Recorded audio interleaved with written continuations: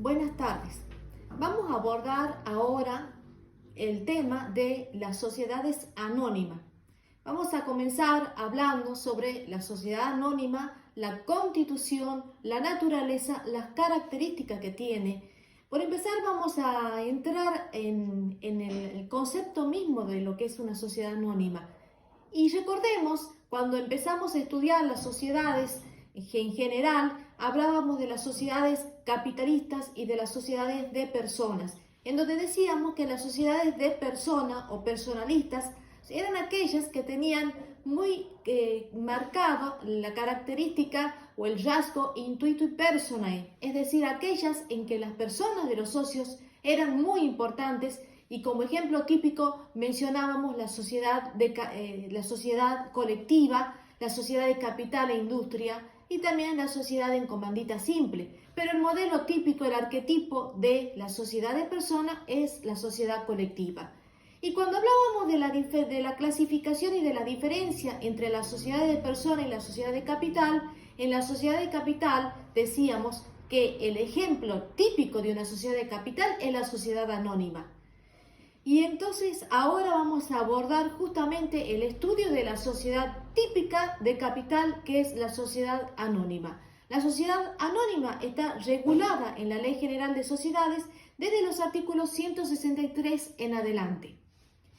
¿Cuál es la característica de esta sociedad? En primer lugar, tengo que decir que la Ley General de Sociedades no define ni da un concepto de la sociedad anónima, sino que así como lo hace con los diversos tipos societarios, porque ya hemos hablado de que la ley en realidad reglamenta y establece cuáles son las características en orden principalmente de la responsabilidad de los tipos societarios. Entonces, cuando entra a reglamentar o regular la sociedad anónima, solamente establece cuál es la caracterización. Y es así que en el artículo 163 dice que el capital de la sociedad anónima se representa en acciones. Las acciones, vamos a ver en adelante que son títulos valores y está reglamentada en realidad toda la reglamentación que hace de las acciones como cuota parte o como parte alícuota que le corresponde a cada uno de los socios es justamente un título valor. Entonces el capital de la sociedad anónima se divide en acciones y los socios, y aquí la característica fundamental de la sociedad anónima, limitan su responsabilidad a la integración de las acciones suscriptas.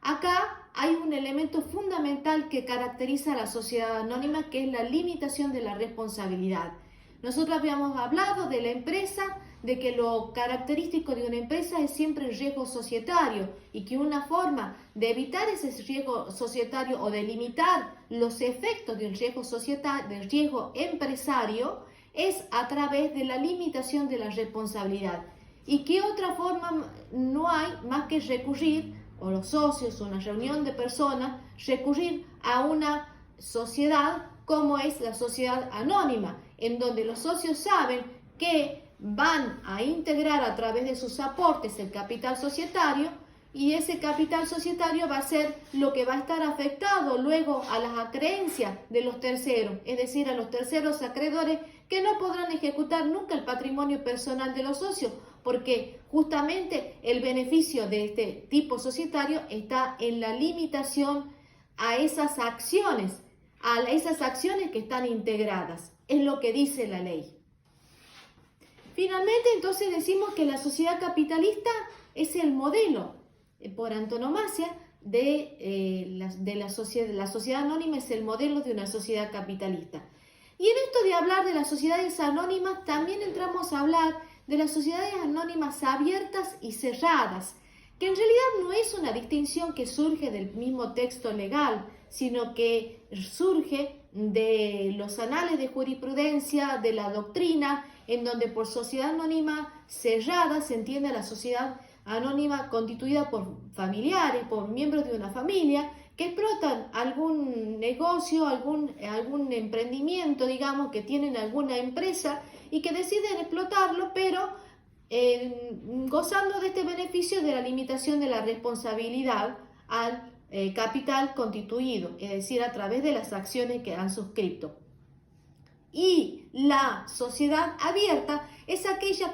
cuyas acciones cotizan en bolsa y en donde se ve más claro la característica justamente cuando se habla de sociedad anónima, es porque se hace referencia generalmente a ese tipo de sociedad, a la sociedad anónima abierta, aquella en la que se desconocen cuál es el capitalista y cuál es el accionista, porque el accionista es finalmente un mero inversor, alguien que no interesa. Es decir, en el sentido de que no interesan las características personales de ese accionista, sino que es simplemente un inversor que tiene puesta su vista en el capital de esa sociedad.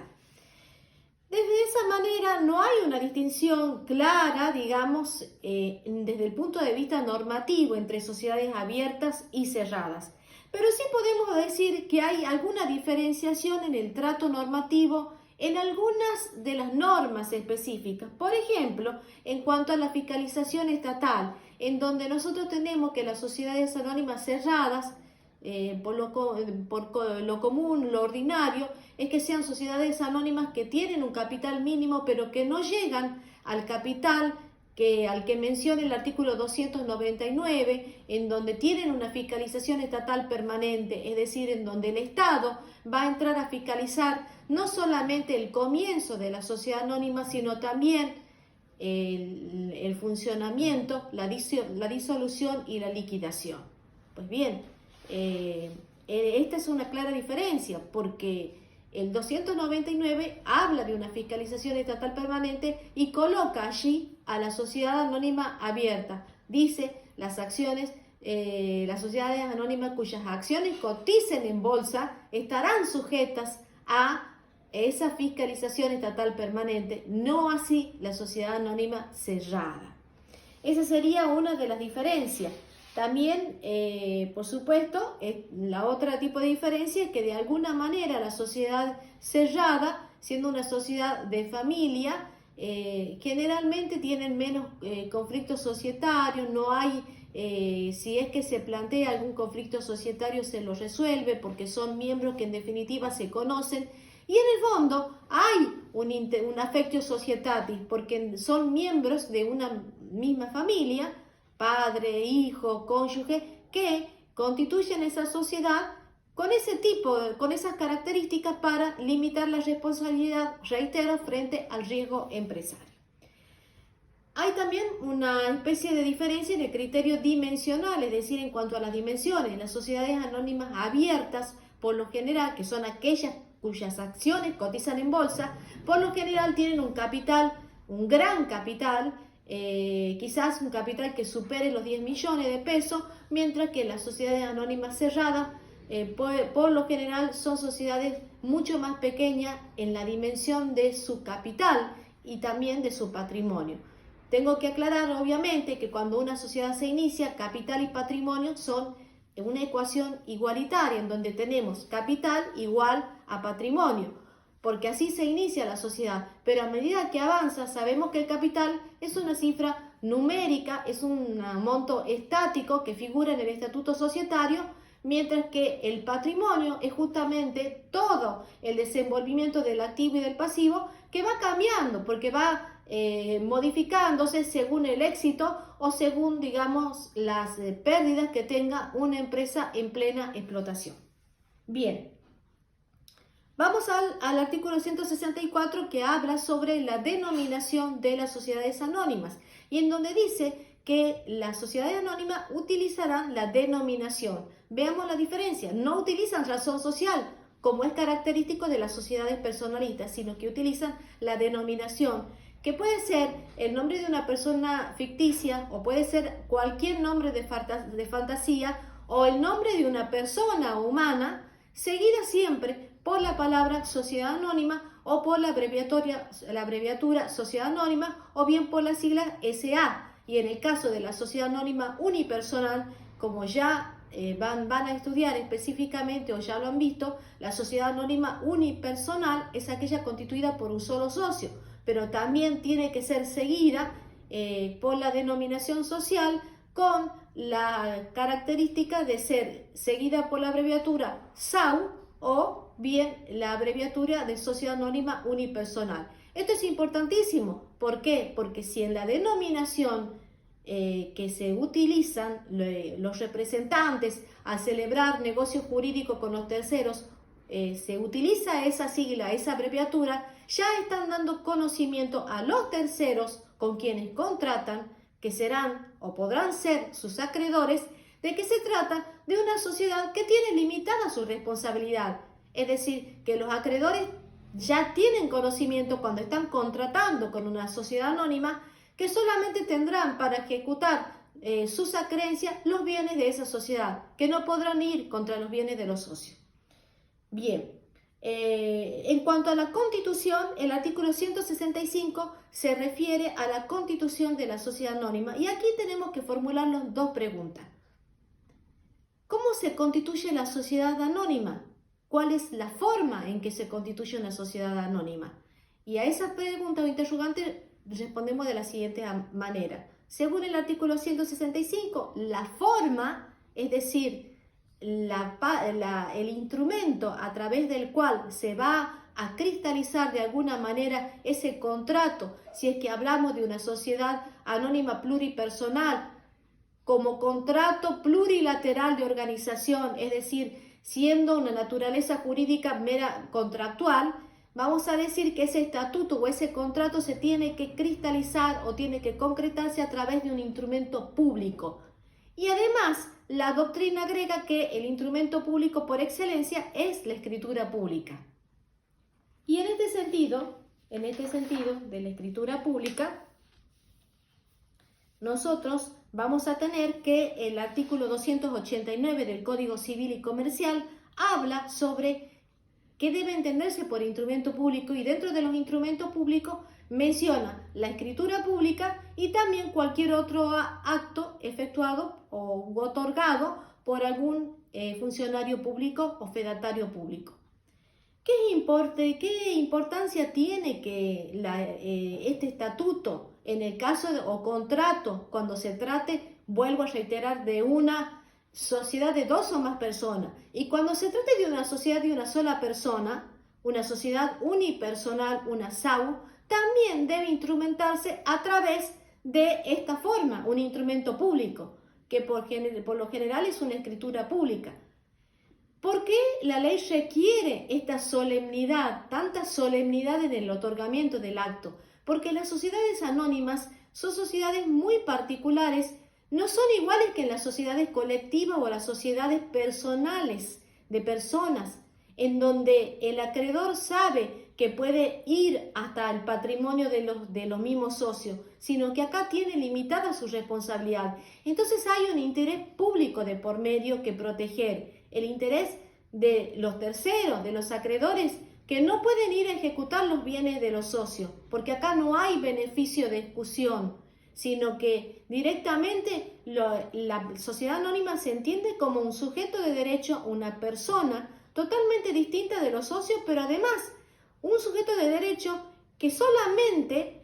cuyo patrimonio es el único que podrán ejecutar los acreedores. Porque la única forma de llegar a los socios a título individual, a su patrimonio, es a través del instituto del artículo 54, que es la inoponibilidad jurídica, que ya han estudiado en la parte anterior.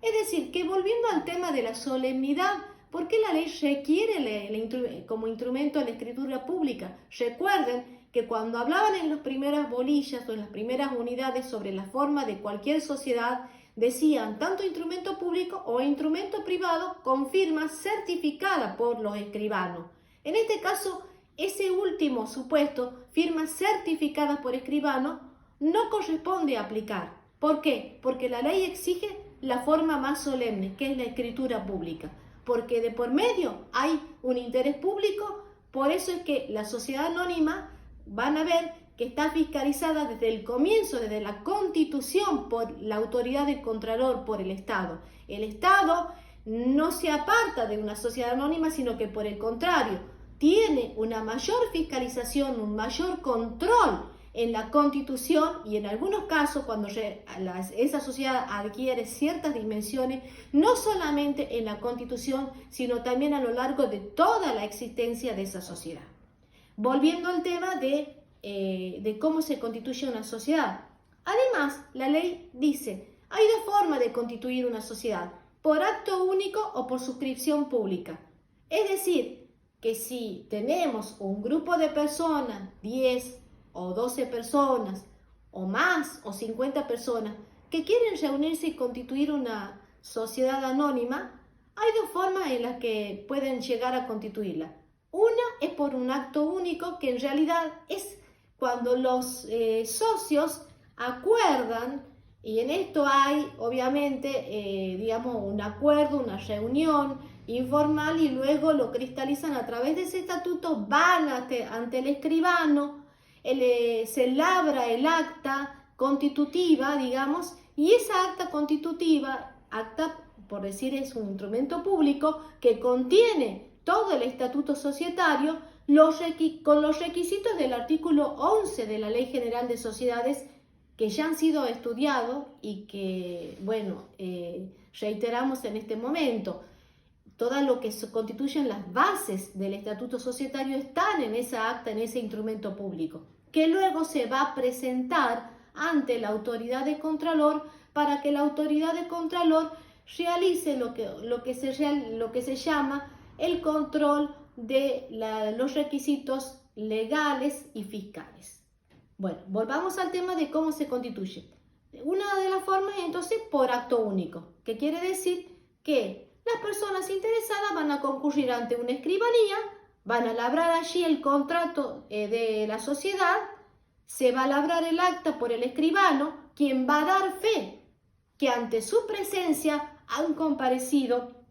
los socios con todos los DNI, con todos los datos personales, la nacionalidad, su domicilio, etcétera, todos los requisitos del artículo 11, el capital societario, el domicilio, el objeto, la forma en que se va a estructurar el órgano de administración, quiénes van a ser los primeros directores o el primer directorio,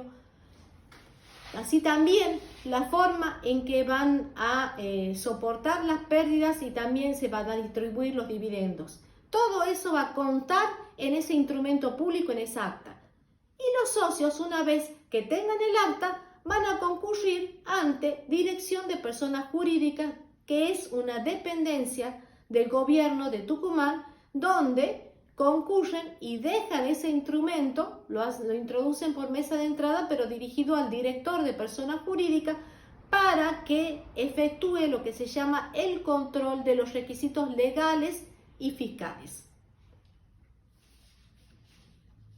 Bueno, los requisitos legales y fiscales.